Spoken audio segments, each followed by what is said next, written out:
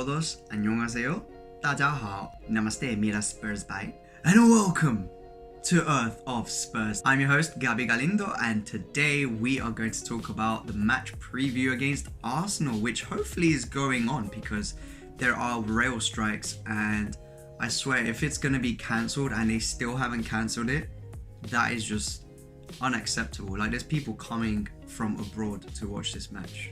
Anyways, let's get stuck in and have our match preview against Woolwich Arsenal. So as you can see, we had an amazing win at home. 3-0 helped us qualify for the Champions League above Arsenal. And away, that was a tough one. We were just completely overwhelmed in the midfield. And to be fair, we were lucky to get a goal. If we look at our past 5 league results against Arsenal, it's not too bad, but you can see the pattern is we win at home, we lose away. We haven't won at the Emirates since 2010. If we look at our last 5 results, yes, we are unbeaten, and yes, they have lost one, but honestly, I think they've been playing better, and their loss came against Man United, who are also playing really well. If we played City, we would have been smacked. I think we're still very even. Now, top scorers. Jesus, so much talent on this pitch. We got Harry Kane, 6 goals. Gabriel Jesus, 4 goals. Son, finally with 3 goals in that one game against Leicester. And Martinelli, who's actually playing really well as well. Maybe not getting as much praise as other people on the team. So as I mentioned, our last victory at the Emirates was in 2010 when we were 2-0 down and we won 3-2. I think it was Gareth Bale, Van der Vaart and Yunus Kabul that scored in that game.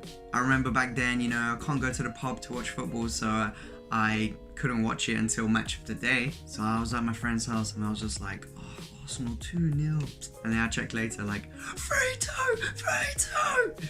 Yeah, that was good, but I can't believe we haven't won at the Emirates in the league since 2010. So let's have a look at who I think will be the main threats in this match. Obviously, we can't look past Gabriel Jesus. He's a very technically gifted player.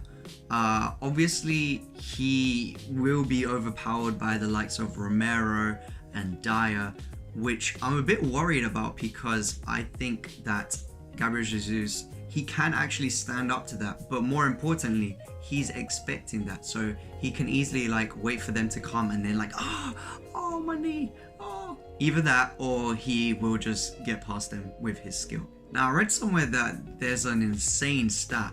Gabriel Jesus has never lost a game when he has scored.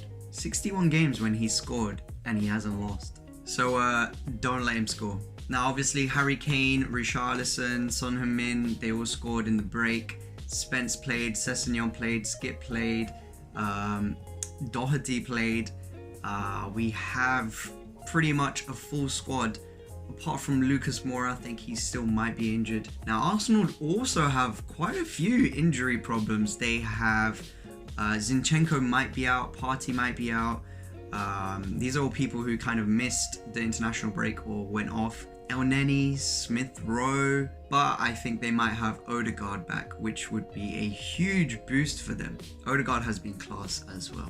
Remember when he went to Real Madrid, because there was like an insane amount of hype around him, and like there was just always this pressure to perform for him, and he just couldn't.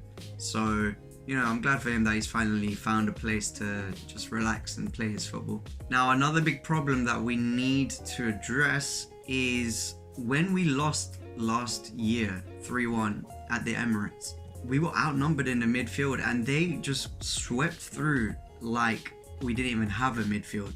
It was insane. Not only because of Nuno's tactics, but it was pretty obvious to see that like something needed to change. So I think the question Conte needs to think about is, do we play with 3 in the midfield? Now we saw this at Leicester when Bissouma came in and we had that nice, solid, really solid midfield. And now I'm just starting to think, did Conte have that plan all along? If we were winning, hey, let's try this formation to see if it works before we try it against Arsenal. That I'm not sure, but for sure we saw promising signs. the question will always also be, who's going to play at right back? We could be playing Perisic because he did do very well. Again, in the international break, he was very good. But with 3 right wing backs, I just don't want that to be our option. By the way, Conte has never won the Emirates as well. He's drawn 1 and lost 4. You know, he didn't have Harry Kane. So hopefully this time we have Harry Kane, so we can win. He's a North London derby specialist. This game is everything, you know. It's the North London derby. If you win, you can go and tease your mates and be like, we won, you're rubbish. And then if you lose, you just have to hide. My prediction for this match is a 1-1 draw.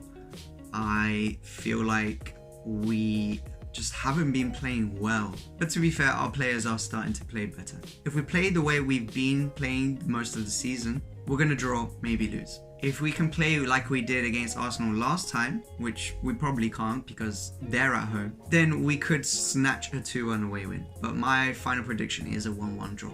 Let's see what our Spurs fans around the world think the score is going to be. Hello Spurs Korea, 3-0 to Spurs, Tottenham fighting! My prediction for this week, Arsenal 2, Tottenham 2. Come on, Spurs! Hi, I'm Osaka Spurs. 4-2 Spurs. Spurs 頑張れ! 4-0. Wow. You know, I wish I had his confidence. If you like this video, please like and subscribe and comment what you think the score is going to be. Thank you so much for watching this video. Have a good one, stay happy, and I will see you next time. Come on, you Spurs.